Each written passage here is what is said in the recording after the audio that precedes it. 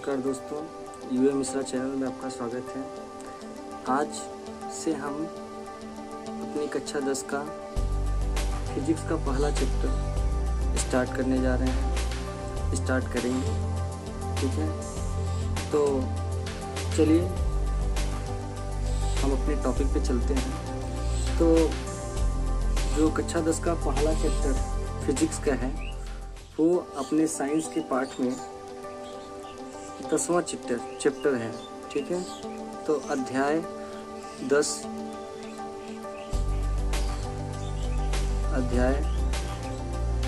जो है वो फिजिक्स का है। फिजिक्स का पहला चैप्टर है। ठीक है, इसकी शुरुआत हम करेंगे। अध्याय 10 प्रकाश,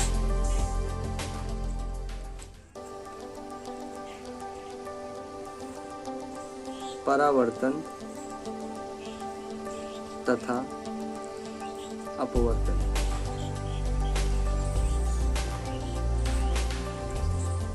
इससे पहले जो था, प्रकाश के दो चैप्टर अलग अलग थे। प्रकाश का परावर्तन अलग था और प्रकाश का अपवर्तन अलग था। ठीक है, लेकिन अब इसमें क्या कर दिया है कि प्रकाश का जो परावर्तन और अपवर्तन है दोनों एक में ही मिक्स कर दिया है। ठीक है, तो इसके अकॉर्डिंग हमको पढ़ना है। चलिए, इसको जानने से पहले हमने कल अपने अगले वीडियो में बताया था कि जो प्रकाश होता है वो प्रकाशिकी की शाखा होती है। तो वहाँ से हम स्टार्ट करते हैं। प्रकाशिकी, सबसे पहले हम जो पढ़ने जा रहे हैं वो प्रकाशिकी पढ़ने जा रहे हैं। प्रकाशिकी यानी कि ऑप्टिक्स, OPTICS, ऑप्टिक्स। प्रकाशिकी होता क्या है? तो प्रकाशिकी बोलते हैं भौतिक विज्ञान की वह उपशाखा, भौतिक विज्ञान की वह उपशाखा जिसमें हम प्रकाश के गुणों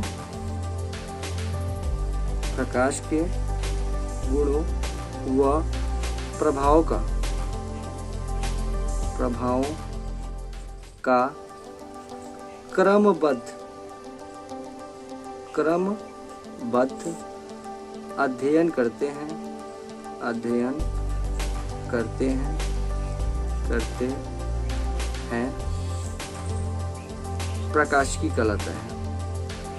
प्रकाशिकी कहलाता है।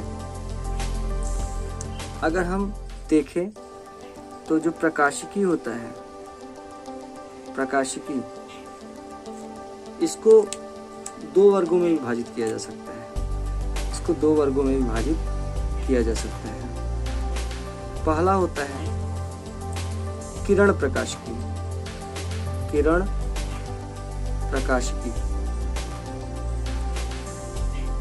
और दूसरा होता है तरंग प्रकाशिकी। अब किरण प्रकाशिकी और तरंग प्रकाशिकी, ये दोनों प्रकाशिकी की उप शाखाएं होती हैं। तो किरण प्रकाशिकी क्या होता है? प्रकाशिकी की वह उप शाखा जिसमें प्रकाश को किरण मानकर अध्ययन किया जाता है, किरण प्रकाशिकी कहलाता है। एक बार फिर से, प्रकाशिकी की वह उप शाखा जिसमें प्रकाश को किरण मानकर हम अध्ययन करते हैं, किरण प्रकाशिकी कहलाता है। और तरंग प्रकाशिकी क्या होता है? तो तरंग प्रकाशिकी की वह उपशाखा जिसमें प्रकाश को तरंग मानकर अध्ययन किया जाता है, तरंग प्रकाशिकी कहलाता है। अब कक्षा 10 के सिलेबस में क्लास 10th में हमारा केवल और केवल किरण प्रकाशिकी पढ़ना है हमको, और ये जो तरंग प्रकाशिकी होता है ये क्लास 12th के लिए होता है। कक्षा 12 में हमको पढ़ना है तरंग प्रकाशिकी। तो अभी जितनी भी चीज़ें हम प्रकाशिकी में पढ़ेंगे वो सब किरण पर आधारित होंगी। तो अब हम अपने टॉपिक पे आ जाते हैं। अब यहाँ से हमारा चैप्टर स्टार्ट होता है। तो पहला टॉपिक लेते हैं प्रकाश। प्रकाश, और प्रकाश को अंग्रेजी में बोलते हैं लाइट, LIGHT, लाइट। अब हमें प्रकाश को समझना है। तो प्रकाश को समझने के लिए एक एग्जाम्पल लेते हैं। जब हम किसी अंधेरे कमरे में प्रवेश करते हैं, ठीक है, तो कमरे के अंदर अंधेरा होने के कारण हमको उस कमरे में रखी वस्तुएं ठीक तरीके से जब हम कमरे में प्रवेश करते हैं तो कमरे के अंदर जो वस्तुएं रखी जाती हैं वो सब वस्तुएं हमको दिखाई नहीं देती हैं। तो इसका अर्थ क्या निकला? अंधेरे कमरे में जाने पर क्या होता है? तो अंधेरे कमरे में जाने पर हमें कमरे में रखी वस्तुएं दिखाई नहीं देती हैं। ऐसा क्यों होता है? हमारे दिमाग में अगर ये प्रश्न है ऐसा क्यों होता है, तो हमारा आंसर भी हमसे ही मिल जाएगा कि प्रकाश के कारण। यानी कि अगर कमरे में प्रकाश होता तो हम वस्तुओं को देख पाते, लेकिन कमरे में प्रकाश नहीं था जिसकी वजह से हम वस्तुओं को नहीं देख पाए। यानी कि प्रकाश क्या काम करता है? प्रकाश वस्तुओं को दिखलाने का काम करता है। यानी कि यहाँ से हमारा डेफिनेशन मिला कि प्रकाश क्या होता है। प्रकाश एक ऐसा माध्यम होता है जिसके द्वारा हम वस्तुओं को देख सकते हैं। बिना प्रकाश के हम वस्तुओं को नहीं देख सकते हैं। तो यहाँ से हम प्रकाश का डेफिनेशन लिख सकते हैं। प्रकाश किसे कहते हैं? तो प्रकाश एक प्रकार की ऊर्जा है। प्रकाश एक प्रकार की ऊर्जा है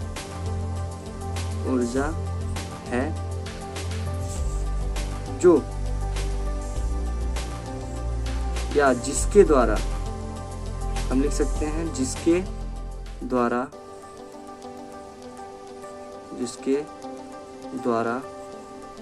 हम वस्तुओं को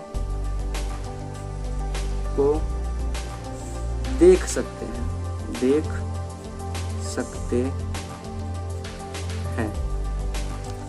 यानी कि प्रकाश क्या है? प्रकाश एक प्रकार की ऊर्जा है जिसके द्वारा हम वस्तुओं को देख सकते हैं, या बोल सकते हैं प्रकाश एक प्रकार की ऊर्जा का वह रूप है। प्रकाश ऊर्जा का एक रूप है जिसकी सहायता से हम वस्तुओं को देख सकते हैं। तो ये प्रकाश का डेफिनेशन निकल के आया। अब प्रकाश, ये तो हम जान गए प्रकाश क्या होता है, ठीक है। लेकिन अगर हम देखें, अगर हम यहाँ पे देखें तो हमको यहाँ पर एक शब्द मिला है ऊर्जा। क्या मिला है? ऊर्जा। तो अब ऊर्जा क्या होता है? यहाँ पर एक शब्द मिला है हमको ऊर्जा। तो हम ये पढ़ चुके कि प्रकाश एक प्रकार की ऊर्जा होती है जिसके द्वारा हम वस्तुओं को देख सकते हैं। तो हम ऊर्जा के बारे में पहले जानते हैं, ऊर्जा क्या होती है, ठीक है। तो एक शब्द आया है ऊर्जा। ऊर्जा को अंग्रेजी में बोलते हैं एनर्जी मतलब ऊर्जा।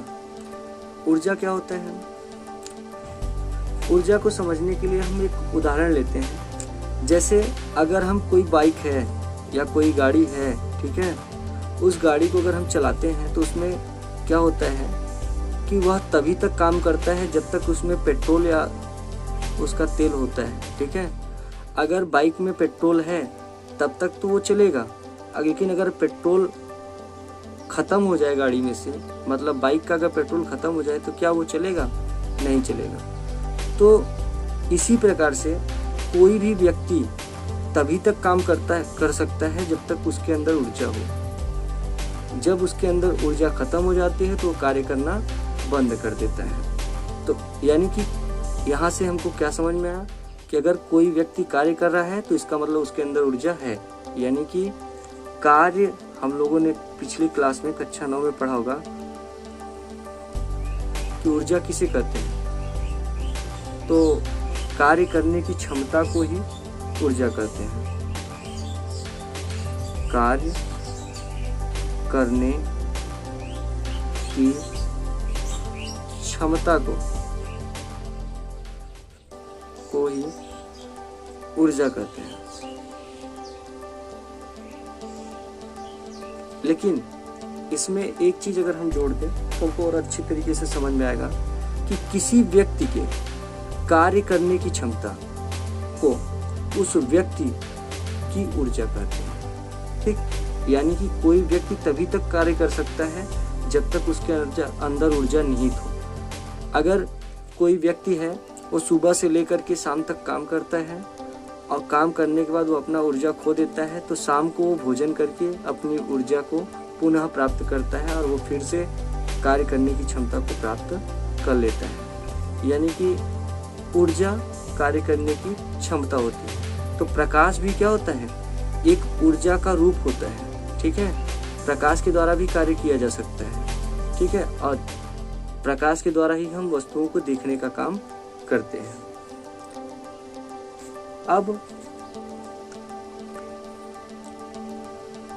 प्रकाश को चलने के लिए किसी माध्यम की आवश्यकता नहीं होती है। प्रकाश जो होता है किसी भी माध्यम में चल सकता है। नोट, प्रकाश को चलने के लिए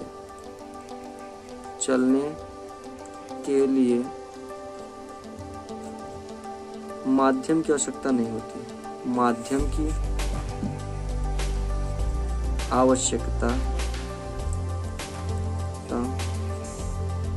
नहीं होती है।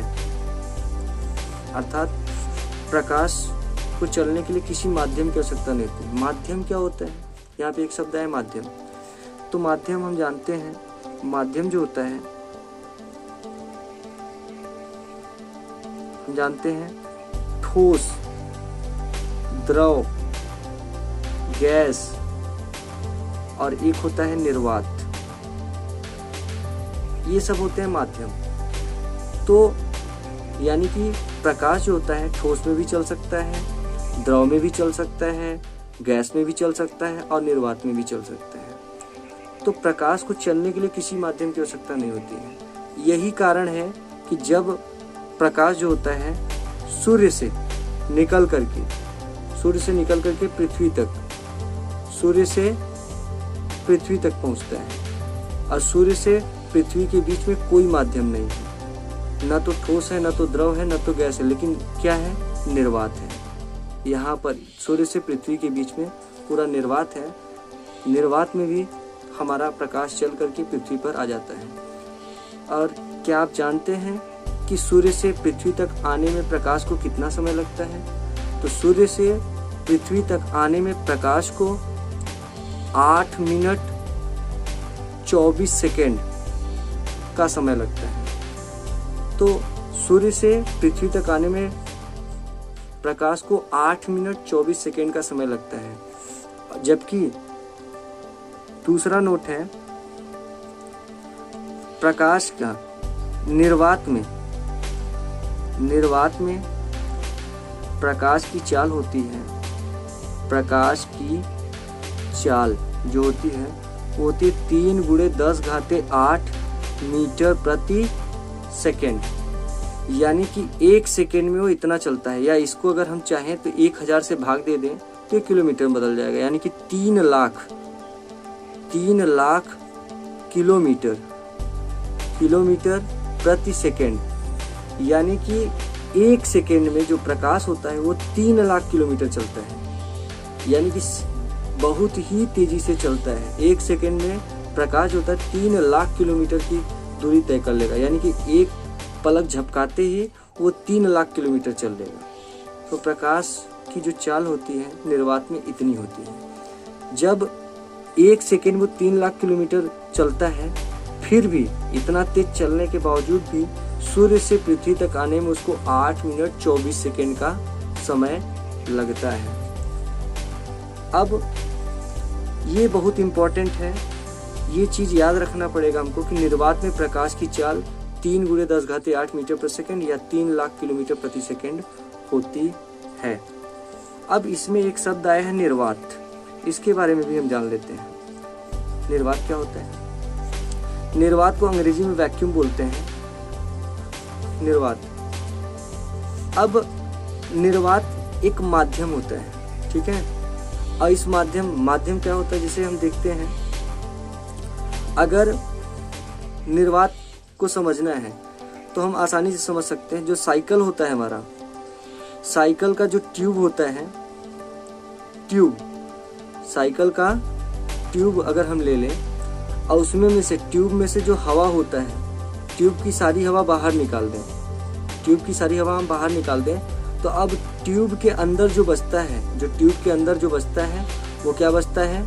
निर्वात बचता है। यानी कि जहाँ पर हवा भी न हो उसको हम निर्वात बोलते हैं। तो अगर साइकिल के ट्यूब को लेकर के उसमें से हवा, उस ट्यूब की सारी हवा बाहर निकाल दें, तो जो बचता है ट्यूब के अंदर वो क्या होता है? निर्वात होता है। अब हम अगले टॉपिक पर आते हैं।